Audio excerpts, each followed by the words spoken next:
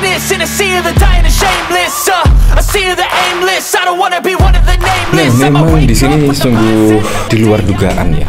Kalau memang di sini yaitu MK mengabulkan gugatan dari tim Anies Baswedan dan Ganjar Pranowo, di mana yaitu isi gugatan tersebut yaitu untuk mendiskualifikasi Prabowo Gibran di MK. Nah, walaupun di situ cukup tidak masuk akal, tetapi menurut saya apa yang diungkap oleh Pak Mahfud MD pada waktu lalu cukup masuk akal sekali.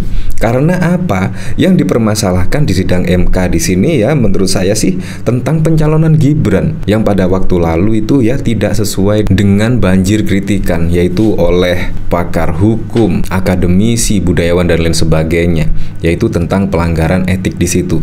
Dan bahkan di sini juga yaitu dari berita di sini alasan KPU terima Gibran jadi cawapres ada surat dari Jokowi. Jadi memang di sini yaitu pada gugatan di sini memang yang saya rasa sangat kental sekali yaitu tentang pencalonan Gibran. Menurut saya kalau bansos dan sebagainya itu dinamika di sidang MK ya, tapi menurut saya permasalahan yang utama adalah tentang pencalonan Gibran di sini. Bahkan pada waktu lalu Pak Mahfud MD pun mengatakan di sini bahkan juga sepakat yaitu dengan Denny Indrayana, Mahfud MD Prabowo bisa dilantik, Gibran didiskualifikasi. Nah, kalau di sini didiskualifikasinya Gibran, menurut saya di sini cukup masuk akal sekali. Karena yaitu yang dipermasalahkan di Mahkamah Konstitusi yaitu tentang pencalonan Gibran di sini sebagai cawapres Pak Prabowo Subianto, di mana pada waktu lalu ya seakan-akan dipaksakan lah. Apalagi juga 2 hari sebelum pendaftaran di KPU tiba-tiba ada putusan MK yang sangat kontroversi sekali dan bahkan juga menuai kritik di berbagai pihak. Nah, di sini menurut saya cukup masuk akal sekali. Itu Prabowo bisa dilantik dan Gibran didiskualifikasi karena pencalonan yang pada waktu lalu di KPU setidaknya putusan MK ya dimaksud bermasalah, apalagi juga untuk mengembalikan yaitu kepercayaan publik kepada Mahkamah Konstitusi. Memang harus ada dinamika seperti ini yaitu untuk mendiskualifikasi Gibran, sehingga pada saat pilpres-pilpres selanjutnya atau pada saat pilkada-pilkada selanjutnya tidak terjadi seperti ini lagi, tidak terulang seperti ini lagi. Menurut saya cukup masuk akal sekali. Nah, pertanyaannya apakah bisa? Ya, kita lihatlah besok putusan MK pada tanggal 23 April mendatang ya. Semoga saja bisa sesuai harapan netizen-netizen atau minimal bisa menguntungkanlah dari kedua belah pihak.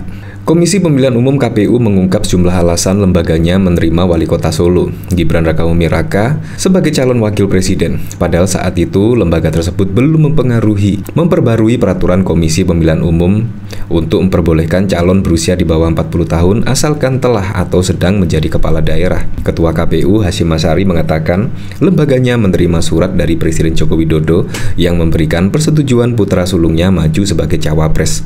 KPU justru berpotensi melanggar aturan jika menolak pendaftaran Gibran apabila ada seorang diajukan oleh parpol atau gabungan parpol, lalu ketika hadir di KPU membawa fotokopi KTP, kemudian membawa surat izin presiden, apakah dapat dinyatakan memenuhi syarat, kata Hasyim saat bertanya kepada saksi ahli di sidang PHPU di MK pada 1 April 2024. Padahal di sini juga sudah diketahui ya, yaitu syarat usia, yaitu untuk menjadi capres dan cawapres di situ minimal 40 tahun.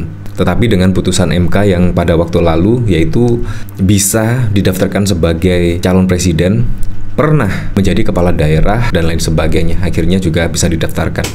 Nah, di sini juga menuai polemik ya di situ. Nah, kalau misalnya yaitu kata-kata Pak Mahfud MD di sini yaitu benar adanya, wow, menurut saya ini adalah strategi tingkat tinggi ya, politik tingkat tinggi, yaitu Gibran didiskualifikasi di sini. Tetapi kemungkinan itu ada ya semacam skenario lah. Yang penting itu Pak Prabowo bisa menjadi presiden. Menurut saya seperti itu.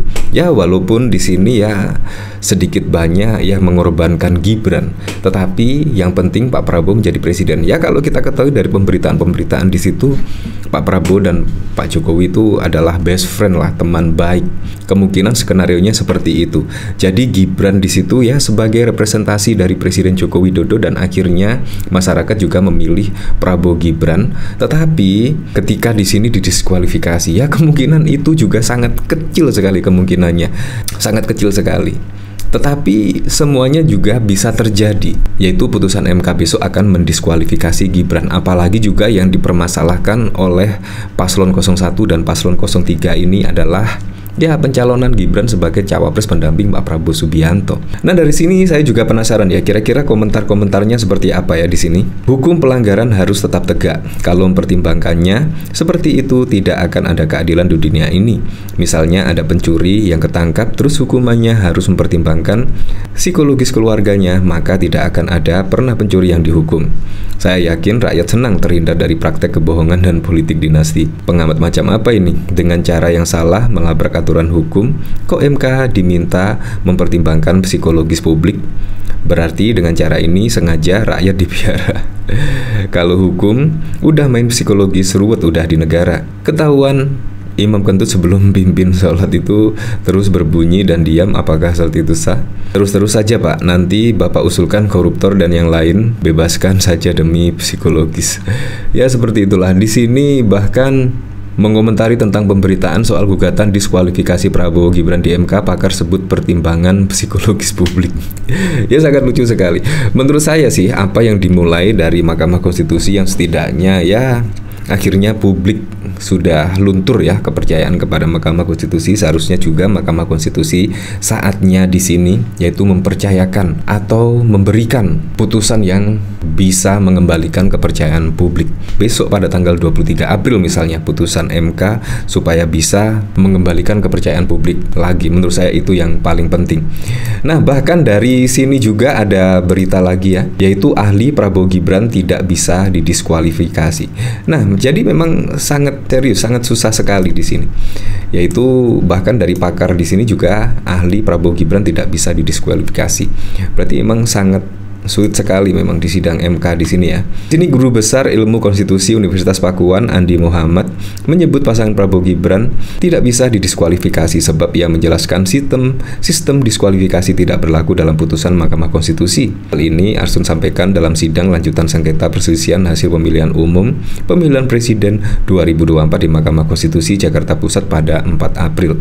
Dia dihadirkan sebagai ahli oleh tim hukum Prabowo Gibran. Pertama-tama diminta menggugurkan Gibran sebagai cawapres hanya Prabowo, berarti dicari lagi penggantinya. Ini tidak sesuai dengan sistem hukum. Ini pendapat tidak berdasar hukum, kata Arsun. Tapi juga susah sekali ya kalau misalnya Pak Prabowo menjadi presidennya dan Gibran didiskualifikasi.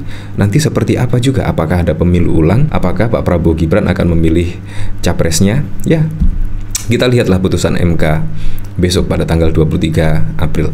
Ya siapapun itulah presiden dan wakil presidennya supaya bisa merealisasikan semua program dan janji-janji kampanyenya sehingga bisa dirasakan manfaatnya langsung oleh masyarakat.